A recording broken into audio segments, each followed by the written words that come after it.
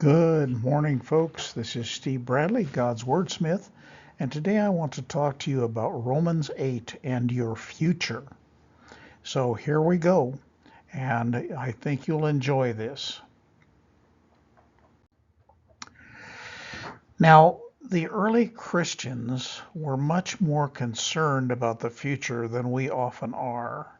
And why is that? Well, if your immediate future was to be murdered by the government, wouldn't you wonder if it's really worth it? Paul's next topic covers just that, the future.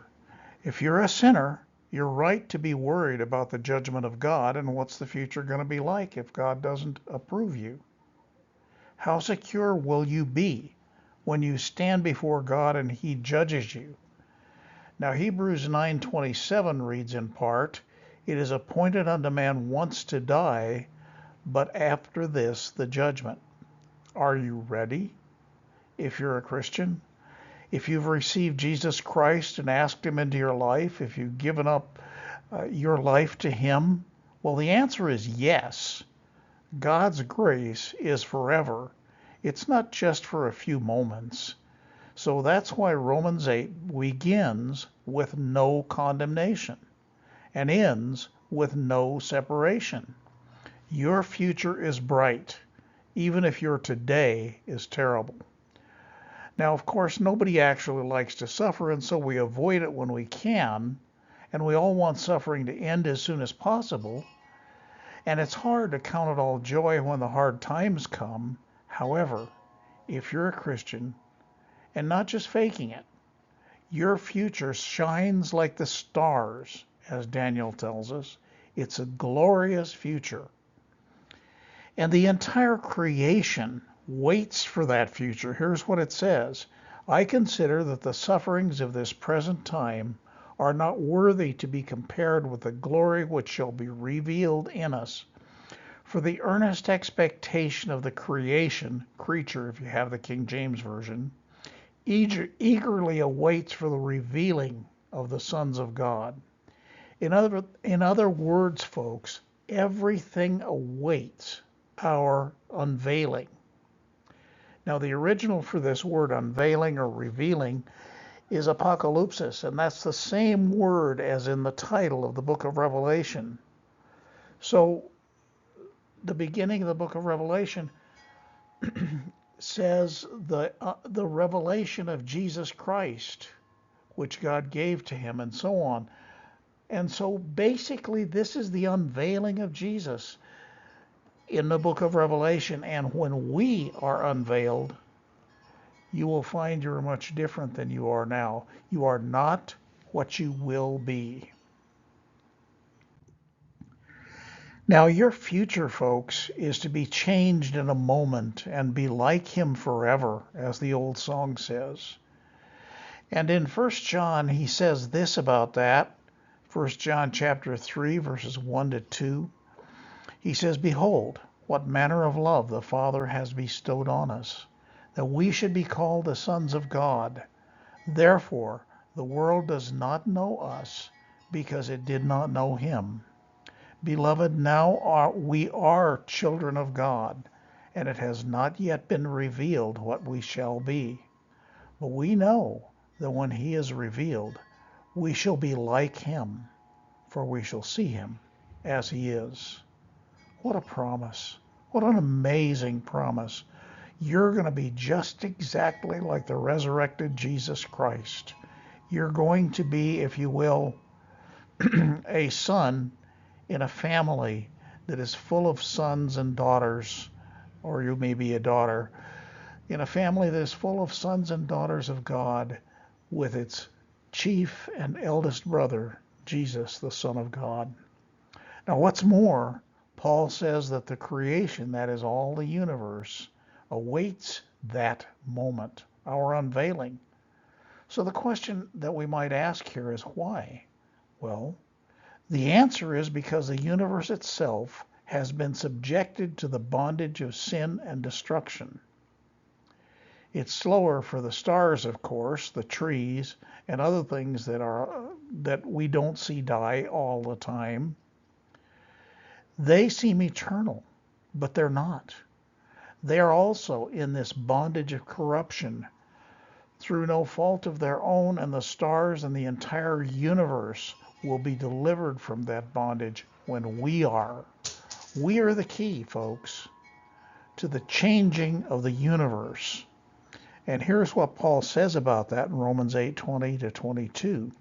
He says, "For the creation was subject to futility."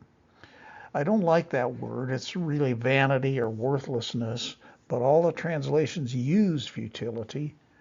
It was subjected not willingly, but because of him who subjected it in hope. Because the creation itself also will be delivered from the bondage of corruption into the glorious liberty of the children of God.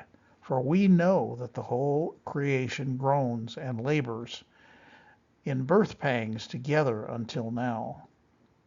Now, Paul is discussing the fact that everything dies and that everything deteriorates. Now, we think it's universal, permanent, and normal because it's our experience, but it is not. The exact opposite is true. The normal state of the universe and of us is life and permanence. Our current situation is the result of sin and Satan.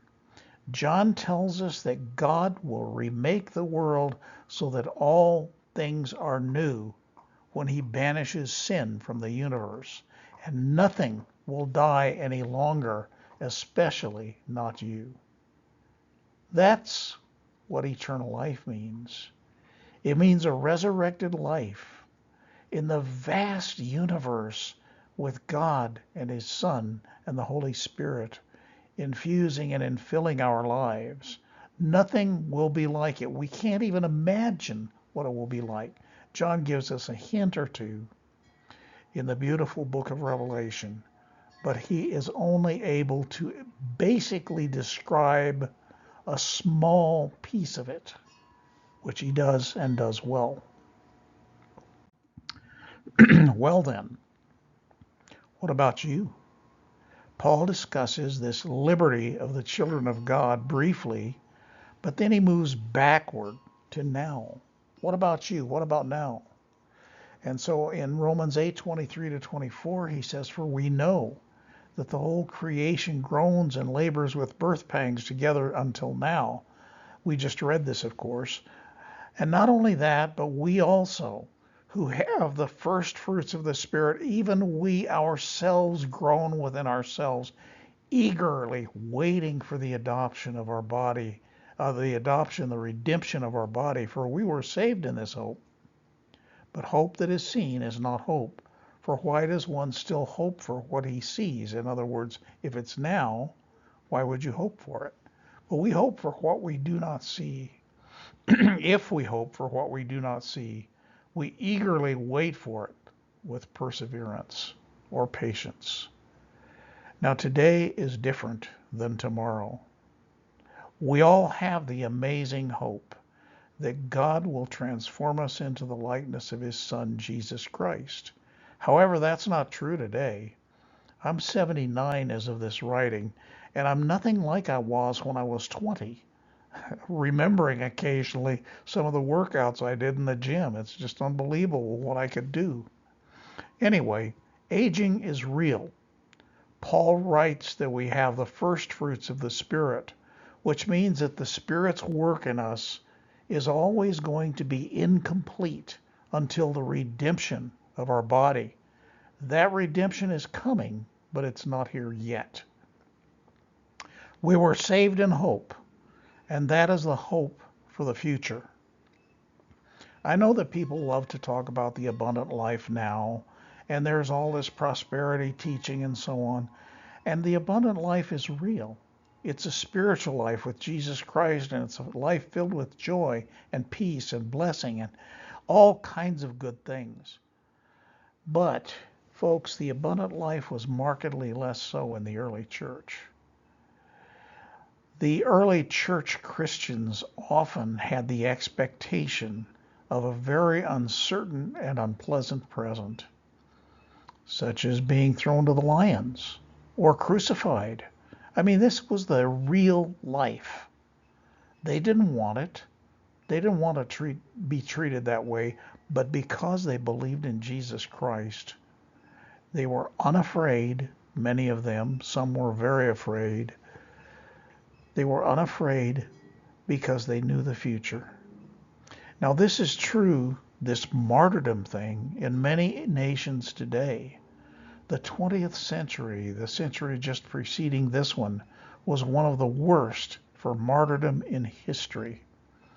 And the 21st century is shaping up to be no better at all. Now, if you're a Christian because of the prosperity doctrine, please reevaluate. Christianity is mainly for the future. You receive peace, blessing, forgiveness of sins, deliverance from evil, deliverance from sin, a life with God, and all kinds of wonderful things. But Christianity is mainly about the future. And it's bright. It's beautiful. The present, maybe not so much for you. But look to the future. God has a plan for you. And so here we go. Romans chapter 8, verses 26 through 30. Likewise, the Spirit also helps in our weaknesses, for we do not even know what we should pray for as we ought, but the Spirit himself makes intercession for us with groanings which cannot be uttered. What a wonderful verse. The Spirit prays with you. Now he who searches the hearts knows what the mind of the Spirit is, because he makes intercession for the saints according to the will of God. And now here's such a beautiful verse. We know that all things work together for good to those who love God, to those who are the called according to his purpose. And here is the kicker. For whom he foreknew, he also predestined to be conformed to the image of his Son, that he might be the firstborn among many brethren. Moreover, whom he predestined, these he also called. Whom he called, these he also justified. And whom he justified, these he also glorified. Now, when you read these amazing and glorious words, one thing is clear. The future is yours, and it's beautiful. It cannot be stolen from you through deceit, your inabilities, or your sin. Look at the last verse. Everything is in the past tense. Don't miss that. He predestined, he called, he justified, and he glorified. Why did he put it in the past tense? Because it is as certain as if it is in the past. In God's mind, all these wonderful things have already happened. Now, I want to caution you to be careful with the word predestined. I've seen some commentaries, and I think they intentionally miss the point.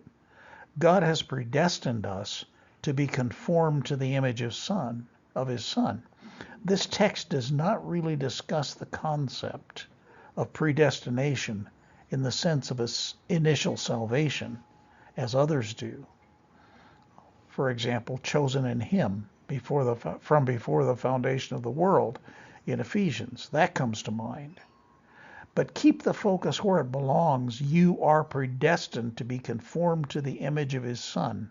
And that is so certain that Paul puts it in the past tense. For our weaknesses, we have the Spirit of God to lift us up and to assist us in prayer. For our doubts, we have the certainty of Romans 8:28 that God will make things work for our good. Does that mean that every event is good? Absolutely not. He didn't say that. He said that God will work it out for our benefit. And if that means dying, you just go to heaven sooner. If that means suffering, that means that you have the chance and the opportunity to call upon God for strength and to end that suffering. Well, we don't know exactly how God will work things out for our benefit, but he's infinite, so he can. Don't judge things before the time. Please, don't be angry with God for what's happened in your life. I could go on and on about that, about all the things I've lost, all the things I've given up, all the things I've sinned and lost, etc. What point is there? Because the future is bright. He foreknew you. He knew you before you existed. And he called and he justified and glorified you. What a comfort, especially if you're a sinner. And aren't we all?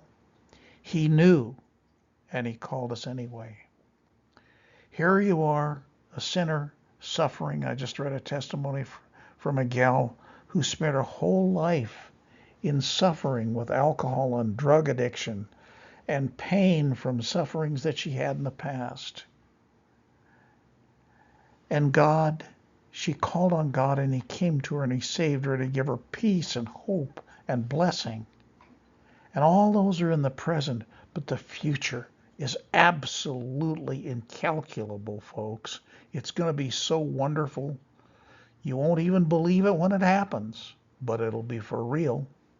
I hope God blesses you today and gives you a sense of his presence and of the future that you are going to have. God's blessing on you. This is Steve Bradley, God's Wordsmith, signing off for today.